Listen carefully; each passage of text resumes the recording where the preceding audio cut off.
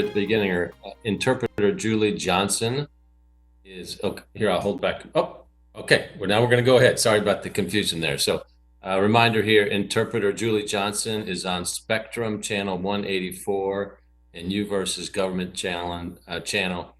She's interpreting for the deaf and hard of hearing. So we'll continue to do that. So thanks everybody for joining us here today on Sunday, March the 29th for our daily media briefing. Let's start with an update on where we are. We're seeing the increase in positive cases that we have expected and we've been talking about.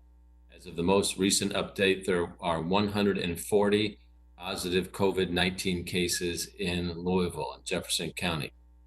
As I mentioned, part of that is because we've increased testing. Statewide, there have now been more than 5,500 tests and 394 positive have come out of those. And again, 140 in Louisville. In many instances, we're finding the cases of COVID-19 that were already out there in our community. We think this significantly understates the amount of positives that we have. We're just not testing everybody, as everybody knows. So we're not seeing the kind of explosion of new cases that's happening in New York and other parts of the country because we're not testing nearly as much. And hopefully the strategies that we've been deploying at the state level, at the city level, and at your personal level have been working.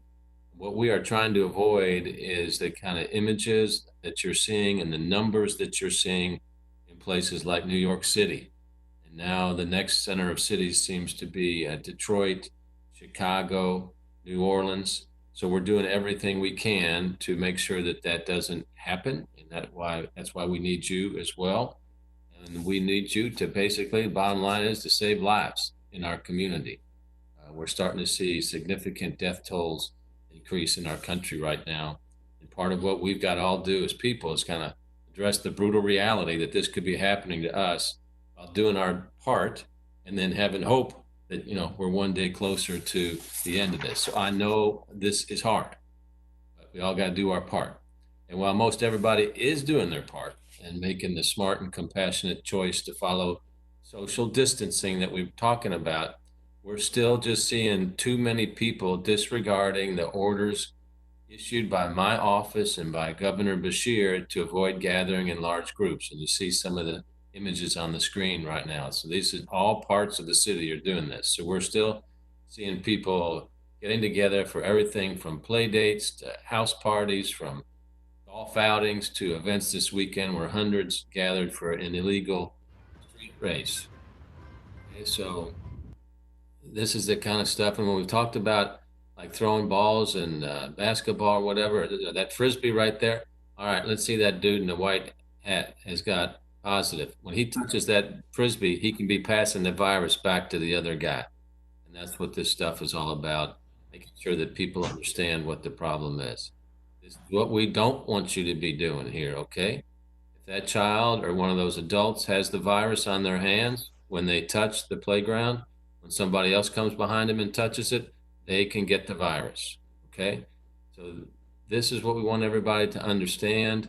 I want to assume that everybody is using their best efforts to be informed as a citizen, but simple acts like we saw that we're used to doing every day now can become deadly acts. And so we all need to understand that and say, here's how I've changed my life because of COVID-19.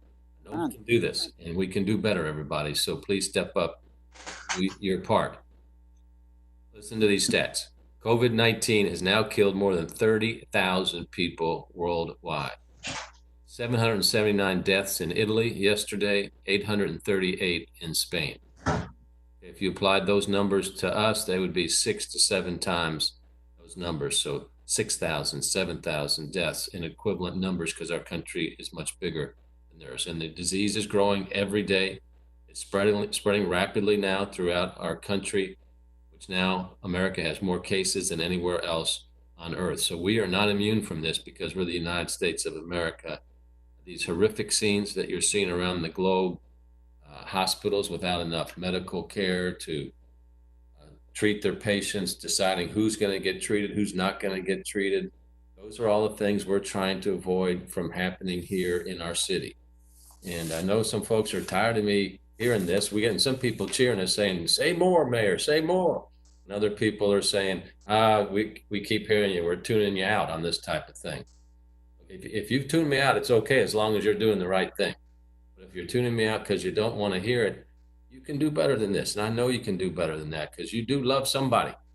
And I don't want that somebody that you love to get sick or die. And that's the bottom line. If you are not helping us with your social distancing, staying clean yourself so you do not pass the virus. Staying home is the best way to do that.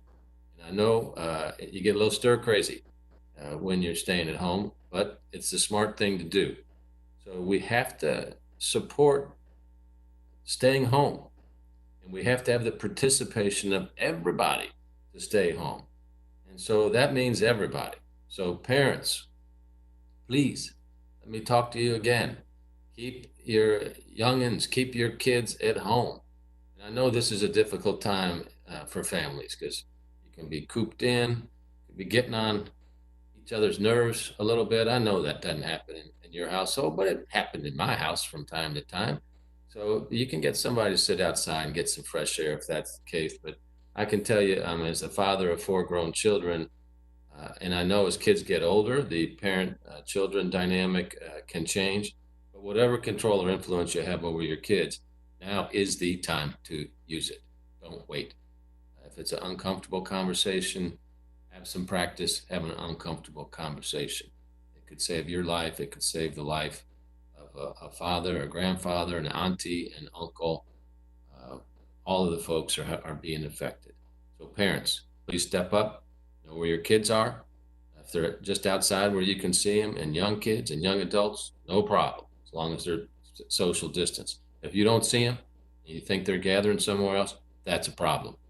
Get them on the phone, text them to say, please come home. Okay, we need you. For our teens, our young adults, understand now that this disease affects you too. According to the most recent report from the Center for Disease Control, 20% of patients hospitalized for COVID-19 are now between the ages of 20 and 44. So when we first heard about this, we didn't have nearly that percentage of young people being hospitalized. But this virus changes, it mutates. All it's trying to do is get smarter to infect more people. It's that enemy that's coming for you, it's coming for all of us. So it's changing and adapting as well. So no, it's affecting young people more than ever. Now, even young people who suffer milder symptoms and get through it without too much pain, they have the potential to spread the disease to others who are at much greater risk. So we're talking about your older relatives that you've loved your whole life. We're talking about people with underlying health conditions like diabetes, fighting cancer, heart disease, lung disease. These are the folks that are having the highest rates of death when they're impacted by COVID-19. As a matter of fact, the death rates for the most at-risk people are now 15%, 15%. And this COVID virus is dozens and dozens of times more deadly than the flu. So when people are saying, oh, it's just like the flu, well, you're going to get sick and you're going to maybe feel like you have the flu. That's in mild cases. But in most cases, it is much, much worse than the flu, and people die at a much higher rate. So the people that you love are dependent on you to do your part. So everybody, stay home, please stay home, okay? And if you've been going out, say, I get it now, but I will stay home, and I'm going to tell my friends to stay home as well. There'll be a time where we can all get back together again, but now is not the time, all right? So we need you now more than ever. We know that you're going to have to leave home from time to time, and we get that. You're going to have to get food. You're going to have to get medicine. You might have to get some other supplies, see a doctor, whatever it might be. But when you're outside the home, please use your social distancing and stay 6 feet apart from other people. That is the key. Now, to really reinforce that message today, because that's kind of the theme of the press conference to the media, because while the vast majority of people are complying, we're still seeing some outliers that are not. We want to make sure that's socially unacceptable. So we're bringing in a couple of different speakers today to hit that from a couple different angles. I've got a great team of advisors. We call them our youth implementation team that's advised me over the years on many different aspects of the city. They've done incredible work So they're being called into service to help advise me on how we can communicate better and involve our young people in the community as well. We had a great virtual meeting earlier today, and Haley Brents is one of our outstanding members of the youth implementation team. She's going to share a message with us now. So Haley, thanks for joining us. Hi, everybody. Thanks for having me. I just wanted to reiterate everything that's been said, that it's so important for us to stay home and practice social distancing. Personally, I've been home for a few weeks now from college. I'm a sophomore at the University of Kentucky and have been making sure that I'm practicing social distancing effectively and not going out unless it's for essentials. If you're one of those people that say it's not going to affect me, I'm young, I'm not going to get it, please know that your risk for getting it and expressing symptoms has increased significantly. And if you don't get it, you could be a carrier. Personally, in my life, I stay at home with my mother, who's currently battling a stage 4 cancer, and my grandmother, who just recovered from breast cancer. So you never know who you come in contact with. You never know the people that they're going to take it home to. So please make sure that you are practicing staying away from people, staying home for as long as you can. Me and all of my friends are making sure that we are staying in contact with one another. So we're doing group FaceTime calls and staying in touch via social media. So don't feel like you won't be able to practice, being social. There are still plenty of ways that you can do it by staying home, but don't risk your life and don't risk someone else's life by going out and trying to do all of these social activities. So I just wanted to make sure and reiterate, it's very important that we are doing our part for ourselves, but also for other people. So please stay home, practice social distancing. If you have to go out, stay 6 feet apart. And there are plenty of things to do in your house. Pick up a new hobby, stay in touch with some friends, pick up the phone and call your loved ones. You don't have to be physically with them. Thanks, Haley. I appreciate it. Thanks for all the good work on the youth implementation team and work at the Muhammad Ali Center as well. We've also heard that some of the young folks in our community are still going to Florida for spring break, or at least they're trying to go to Florida for spring break. So understand, when you get to the Florida state line now, the governor has got everybody pulling off and do a truck stop there where they weigh the trucks to ask you, what are you doing here? Do you really need to be here? All of the public beaches have been closed in Florida. Many of the cities are closing their beaches. So the best advice would be just don't even go, okay? Because when you're out and about in these different places, you're exposing yourself to more people in unusual or not normal geographies. Your chance for getting the virus goes up, which means your chance for giving it to somebody else goes up, and you're just going to end up driving down there and driving right back. So save yourself some money and some time and follow the good advice of Haley and many others by enjoying yourself in your home here. Now, here's a gentleman that has given so much joy to the community over the years as a citizen, as a human being, and he happens to be one of the all-time great basketball coaches in the country. And that's none other than Coach Scotty Davenport from Bellarmine University, national champion winner, going into Division I here this next year. Scotty, when you look up citizen in the dictionary, that's where you see the picture of Scotty Davenport. Coach, what do you got on your mind here today? Mayor, I've got locked. Tell us. No, Mayor, look, I'm not going to hide anything now. First of all, Haley, prayers to her and her family. That's as real as it gets. And Haley, they're the answer. These young people, 18 days ago, is when they abruptly ended the NCAA tournament. And soon to follow was the Kentucky High School State Tournament and the Indiana tournaments. I mean, look, we've had a motto in this program, one of many, but probably the most meaningful. None of us are as good as all of us. Now let's take that in this community. Let's take that. I mean, I am mad. I'm disappointed. I shouldn't say I'm mad. People that played for me at Aaron's High School, at Ballard, at U of L, at Bellarmine, I get mad. I can get after it. But I'm just disappointed because you brought up like New York. You brought up Florida. We've got to be the best. We're not worried about New York, and we are worried, but we're not trying to be New York or Florida or California. This is Louisville, Kentucky. Now, say, okay, coach, how do we be the best? Well, none of us are as good as all of us. So it's going to take everybody. So every day, the mayor of the city of Louisville, Greg Fisher, Governor Beshear, Dr. Polio, educators all over this community, they are trying every day to do things for us. Mayor Greg Fisher did not wake up this morning and say, I'm going to hurt the city of Louisville. He woke up saying, how can I help them? The same at the state level. Dr. Polio on the school level. This is about doing things for people, not to people. They're all trying to help us. Why? Let's take their lead. Let's care. We recruit players. We cannot recruit off campus until April 15th, but we can FaceTime with recruits and we talk to them, we phone them, we text them. What are we looking for?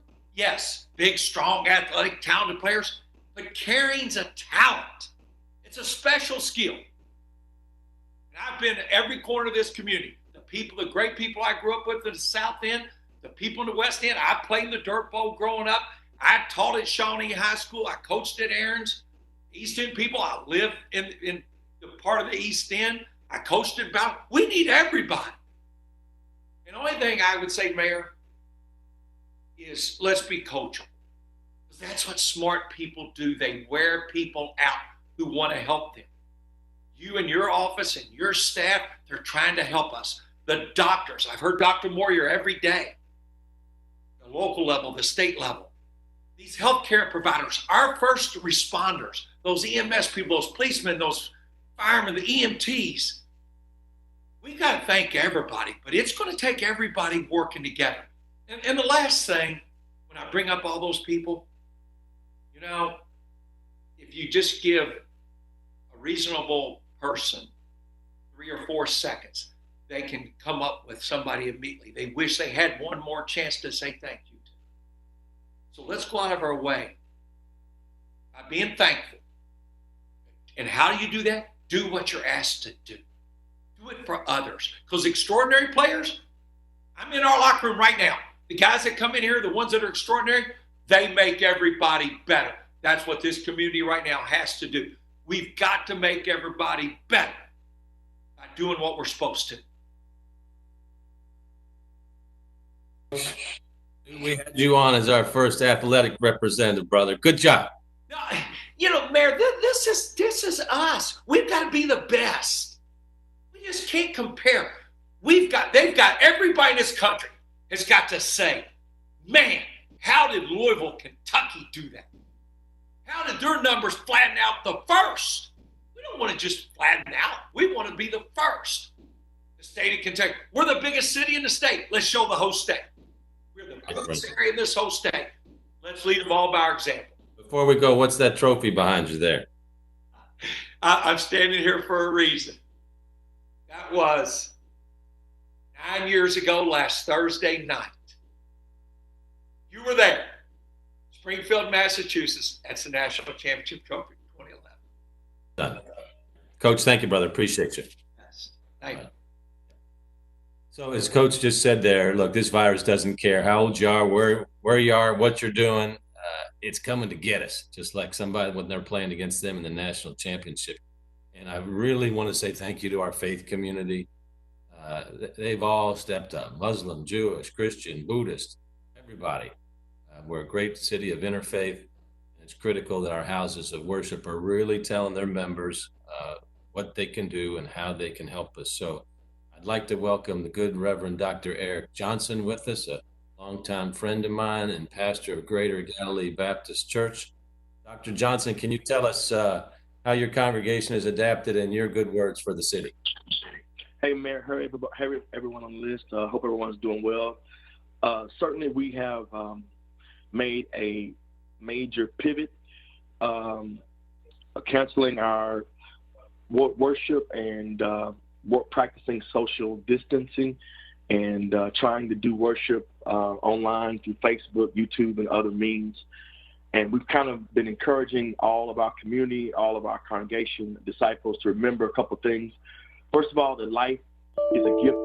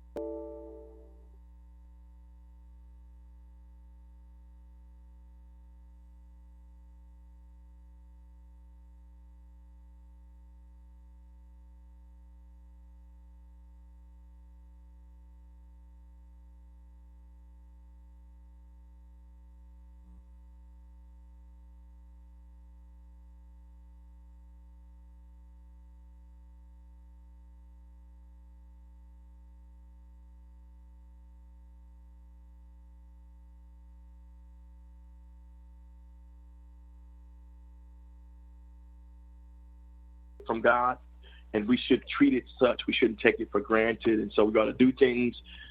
Otherwise, they're going to be closing. And so there's a lot of issues with that are going to be raised, Mr. Mayor, in the coming days that we're going to have to take a serious look at what we can do. So please, please, please, if you're listening to us today, I would encourage you through snail mail, through there's several online giving platforms, Givelify.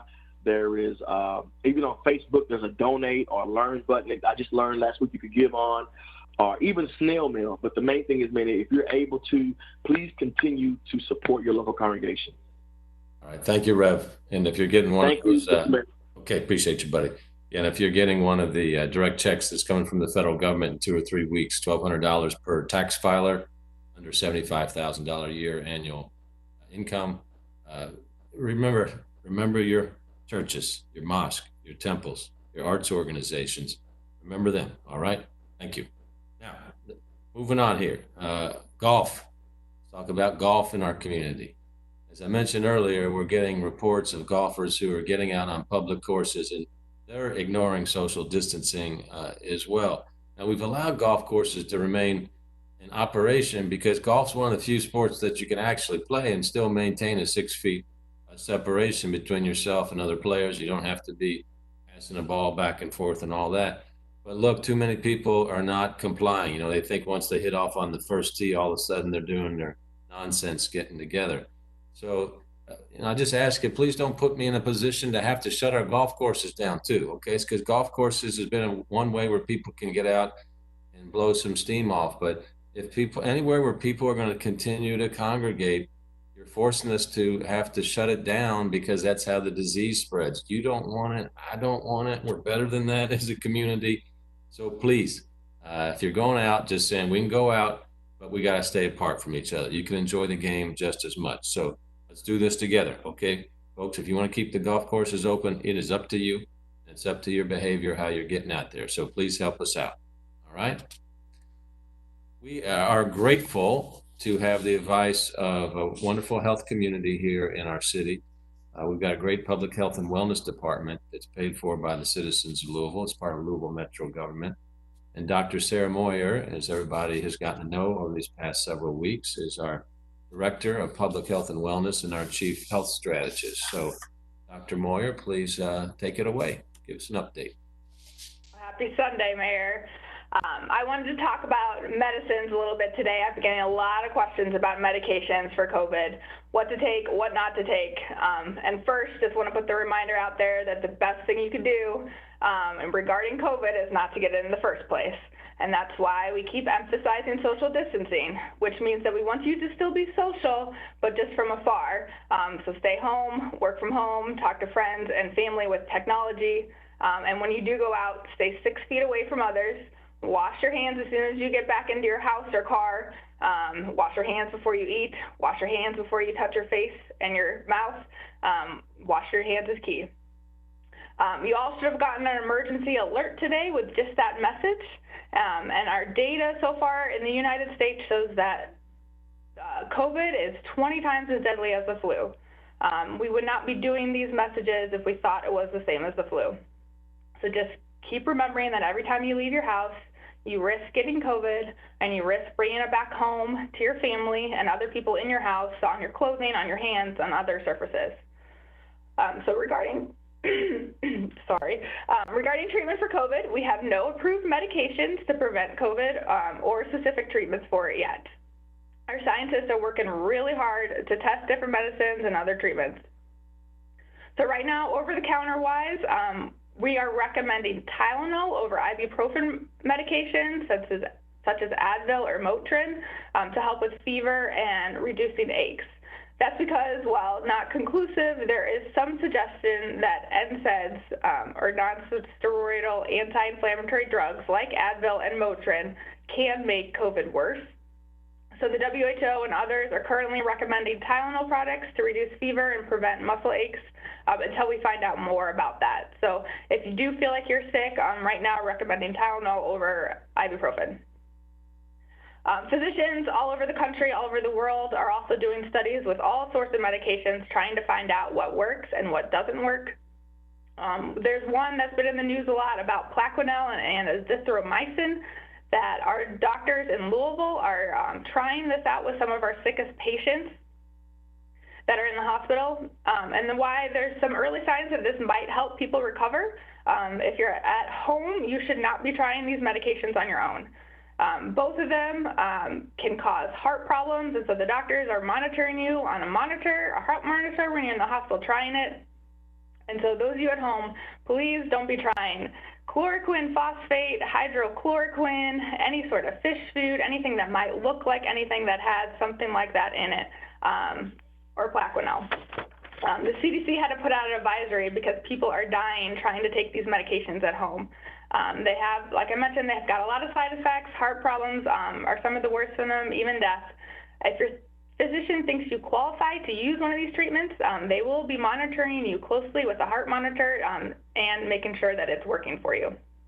So the CDC reporting that at least one person has died and another one became seriously ill after ingesting a product for use in aquariums that contained chloroquine phosphate. They did it to try to prevent COVID-19 and had the total opposite effect. So do not use these drugs without a prescription and the supervision of your healthcare provider. So just to review, there's no approved medications yet for COVID and no specific medications to treat it. So just best not to get COVID in the first place. Stay home, wash your hands. If you do feel sick, use Tylenol or acetaminophen instead of ibuprofen. And don't take anything that's not prescribed to you from a physician. We're seeing cases all over in Louisville. They're increasing really rapidly. It's what we expected following other models, but we are trying to flatten that curve and be better than the rest of the world, just like Coach said. So please stay home, get outside to walk. The sunshine is great for your mental health as well as exercise, but stay 6 feet apart. Don't touch anything. If you do, wash your hands, wash your face as soon as you get back inside. And please, we're coming together by physically staying apart on this, and we can get through it, but it's going to take all of us. So please do your part, and I will see you 6 feet away from me. Dr. Moore, appreciate you. We'll have a few questions for you later on. One point that Dr. Moore just made there is that while we're focused oftentimes on the physical health, we got to all remember to take care of our mental health. So if you're feeling some anxiety right now, that's normal. Okay. So don't think there's anything wrong with you. It is absolutely normal to feel anxiety when things are different. There could be moments of stress, and look, let's face it, we're going through a little disruption right now, or a big disruption. So just got to say, yep, I'm in it with everybody else, and here's what I can control.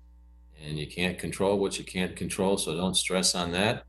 And try to get the right amount of sleep and exercise. You can control that, especially the exercise part of it. And then you just got to try to roll with the punches the best you can. And I know it's easy to say, sometimes it's hard to do, but see if you can get your mind in that kind of space. So give yourself the opportunity to do things. And if you're stuck in a rut with kind of some depression or mental health challenges, you got to say, okay, what can I do to get out of the rut? So could be exercising, could be deep breathing exercises.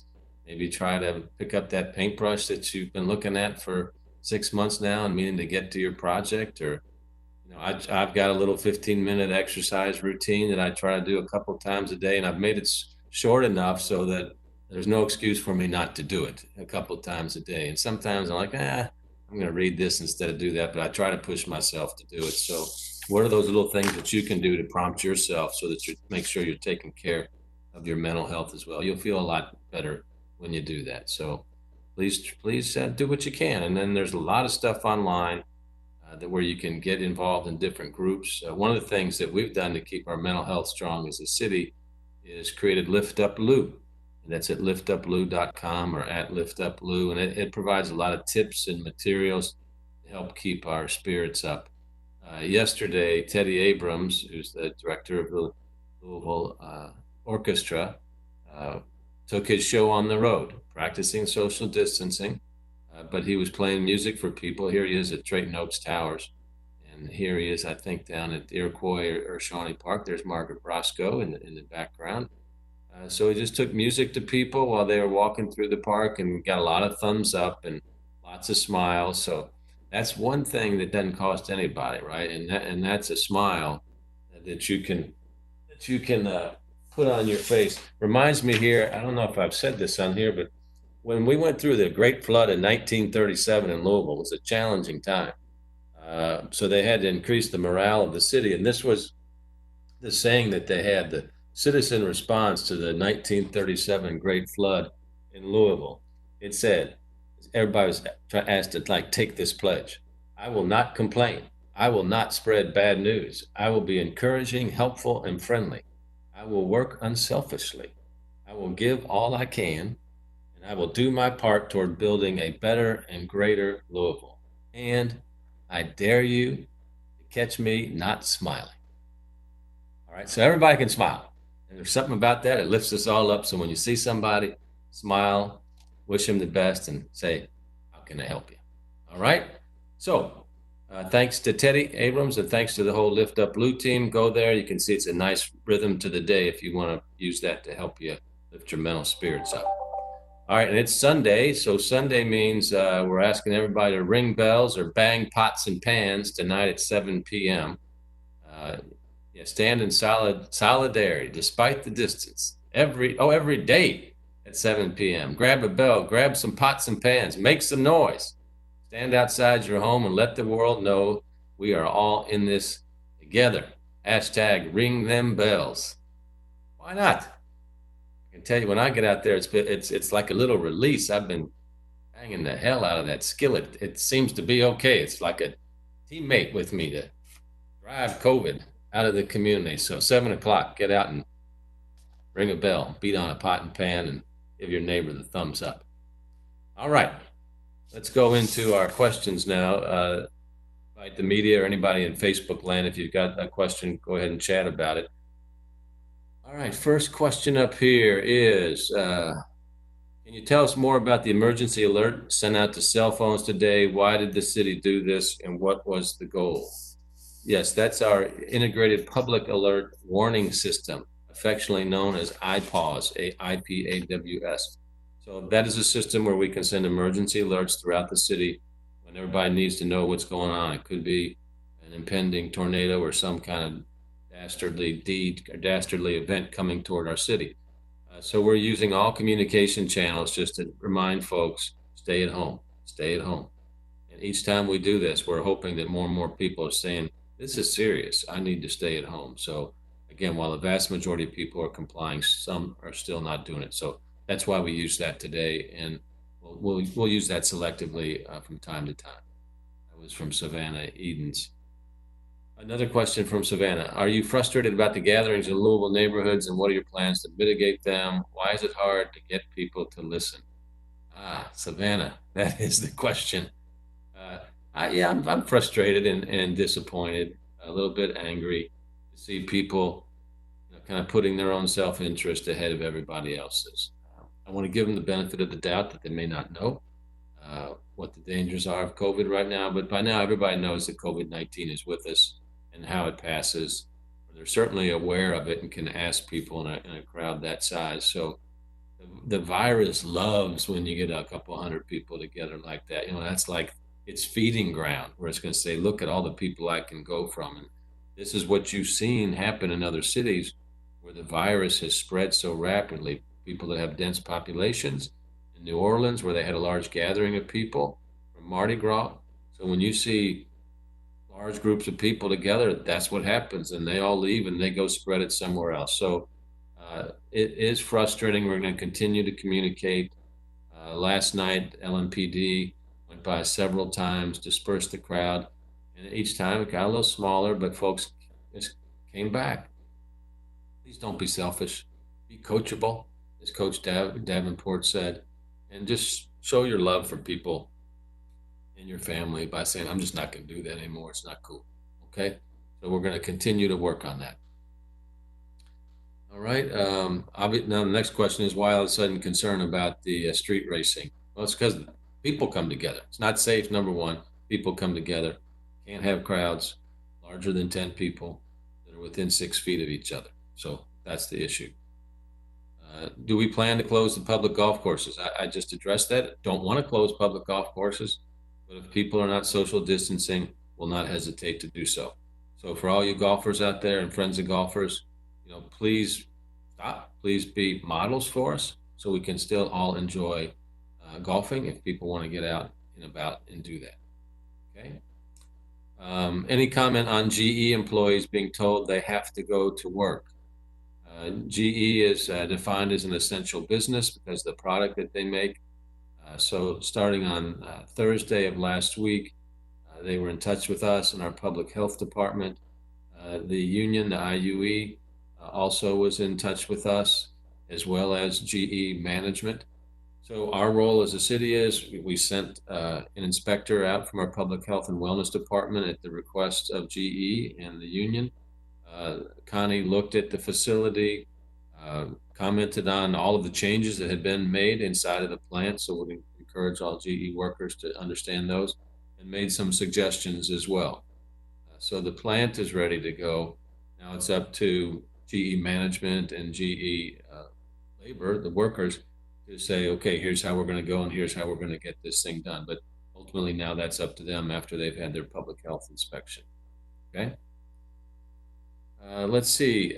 This will be a question for Dr. Moyer here. Are we administering the 15-minute COVID-19 test? Can you tell us about this 15-minute test?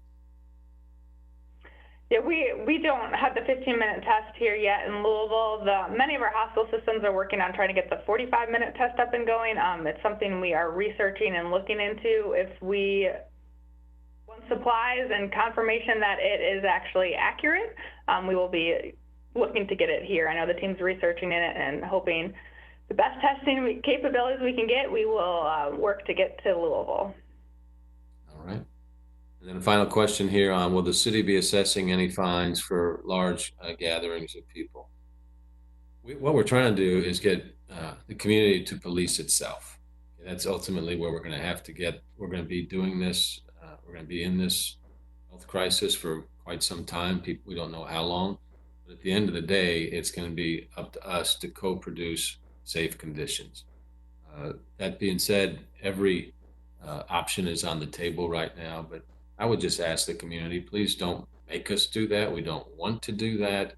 We just want you to play your part in creating a healthy city and being a great team. To use the sports analogy from Coach earlier here today, it's like we're one team, City of Louisville. We're fighting another team. Okay, it's called COVID-19.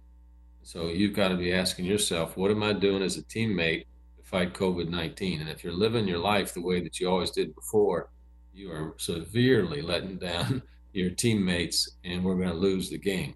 Losing the game means more illness and more death in our city. And that's ultimately what we're trying to do, is reduce all that so we can all live long and happy lives that people deserve. But we need everybody's participation to do that.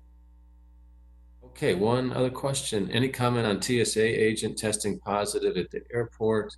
Do you anticipate any procedural changes at SDF, our airport? There's been a lot of procedural changes at the airport. Obviously, air traffic is way down throughout the entire country. At SDF, it's down about 90%.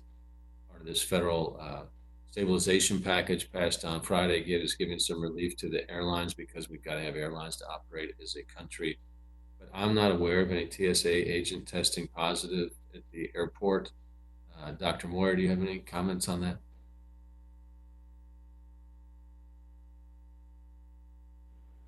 Sorry, getting off mute a little slowly. Yeah, I think it's just safe to assume that COVID's everywhere. We've got cases popping up all over the city, and so if you're worried about the airport, you should be worried about leaving your house, and that should just be what you're thinking about anytime you leave your house from now on. It's safe to say if there's a confirmed case anywhere, the people that person has been around, the goal is to contact those people. Is that right? Yeah, that was our goal in the beginning. That's quickly changing as the cases are coming in quickly, and that'll be our plan as the cases start to decrease again at the end of this outbreak. But for right now, just anytime you leave your house, you're at risk of getting COVID, and so please stay home. All right. And I just want to alert the media, they're probably seeing this right now, that Chief Conrad has just put out an external statement about a Louisville Metro police officer, so I will read that.